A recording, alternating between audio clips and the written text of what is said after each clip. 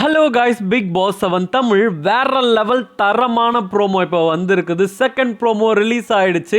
முன்னாடியே சொன்ன மாதிரி தான் யார் யார் என்னென்ன கருத்துக்கள் சொன்னாங்க, அது எது ஏற்புடையது ஏற்புடையாதது அப்படின்றத சொல்லுங்கன்னு கமல் சார் சொல்றாரு. அதில் ஒருத்தவங்க சொல்றாங்க விக்ரம் வச்சு செஞ்சுட்டாரு, மாயாவை கிழிச்சிட்டாரு அப்படின்னு தான் சொல்லணும். அதை தவிர மாயா அசிங்கப்பட்டு உக்காந்தாங்க. என்ன ஆச்சு, என்ன நடந்துச்சு அப்படின்றத இந்த வீடியோவில் நம்ம இப்போ பார்க்கலாம். ஃபர்ஸ்ட் ப்ரோமோ ரிலீஸ் ஆகி ஃபர்ஸ்ட் ப்ரோமோவில் என்ன சொல்லியிருந்தாரு அப்படின்னா, எல்லாருமே பாசத்தை கொட்டினாங்க. பாரதி சொன்னது மாதிரி கொட்டு முரசே பாசத்தை அப்படின்ற மாதிரி பாசத்தை எல்லாம் கொட்டுறாங்க. அதனால உள்ளே போய் பல கருத்துக்கள் ஒரு பேரண்ட்ஸும் ஒருத்தவங்க சொன்னாங்க. இப்போ அவங்கவுங்க பிள்ளைகளுக்கு அறிவுரை சொன்னாங்க. அது எதெல்லாம் ஏற்புடையதாக இருந்தது, அது என்னென்ன மாற்றங்களை அவங்களுக்கு கொடுத்துச்சு அப்படின்றதெல்லாம் நம்ம அவங்கக்கிட்டேயே கேட்டு தெரிஞ்சுப்போம் அப்படின்னு சொல்லி கமல் சார் முன்னாடியே சொல்லியிருந்தாரு. அதை தான் இப்போ பண்ணுறாரு. என்ன அப்படின்னா, நீங்கள் சொல்லுங்க, உங்களோட பேரண்ட்ஸ் உங்களுக்கு நிறைய அறிவுரை கொடுத்தாங்க. அந்த அறிவுரையெல்லாம் நீங்கள் எப்படி கேட்டுக்கிட்டீங்க, நீங்கள் என்னவா இருந்திருப்பீங்க, நேரத்துக்கு அந்த அறிவுரையை நீங்கள் ஃபாலோ பண்ணியிருந்தீங்கன்னா என்னவா இருந்திருப்பீங்க அப்படின்னு கேட்குறாங்க. அதில் ஃபர்ஸ்ட் விக்ரம் ஏஞ்சி வேற லெவல் ஃபயர் விட்டாருன்னு தான் சொல்லணும். ஃபயர் மொமெண்ட் ஃபார் விக்ரம் அப்படின்ற மாதிரி இருந்துச்சு. எழுந்திரிச்ச உடனே என்ன சொன்னார் அப்படின்னா, என்னோட குடும்பத்தில் இருக்கவங்க எல்லாருமே என்ன சொன்னாங்க அப்படின்னா, நீ யாரையும் நம்பாத, முக்கியமாக நீ யாரை ஃப்ரெண்ட்ஸ்ன்னு நினச்சிட்டு இருக்கியோ, டேய் அவங்கள நம்பவே நம்பாதடா. ஏன்னா அவங்க முன்னாடி ஒன்று பேசுகிறாங்க, பின்னாடி ஒன்று பேசுகிறாங்க. முன்னாடி பேசுகிற மாதிரியே பின்னாடி இருப்பாங்க அப்படின்னு நீ நினைக்காத. ஏன்னா அவங்க ஒன்று வேற மாதிரி பேசிகிட்டு இருக்காங்க அப்படின்றது. அதுக்கு தான் கமல் சார் ஒரு சாவேஜான ரிப்ளை கொடுக்குறாரு. என்ன கொடுக்குறாரு அப்படின்னா, நம்பாதீங்கன்றதை தாண்டி சாயாதீங்க அப்படின்றாரு. இதை ஏன் சொல்கிறாரு அப்படின்னா, இந்த கேம்ன்றது ஒருத்தவங்களை சார்ந்து தான் இருக்கணும். இதை விளையாடி தான் ஆகணும். இதை நீங்கள் வெளியில் வர முடியாது. அவங்க பேசாமல் அவங்க கூடலாம் இந்த வீட்டில் இருந்துட முடியாது.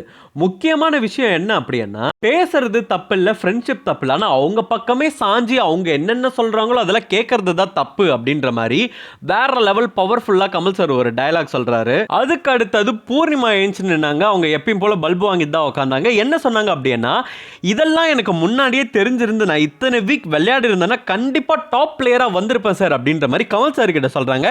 அப்போ நீங்கள் டாப் பிளேயர் இல்லைன்னு நினைக்கிறீங்களா அப்படின்றாங்க. பூர்ணிமாவோ நான் டாப் பிளேயராக இருக்க வாய்ப்பு இருக்கா என்ன அப்படின்ற மாதிரி அவங்க முடிச்சு பார்க்குறாங்க. ஏன்னா வாய்ப்பு இல்லைன்றது அவங்களே தெரிஞ்சுதானே ஒத்துக்கிட்டாங்க.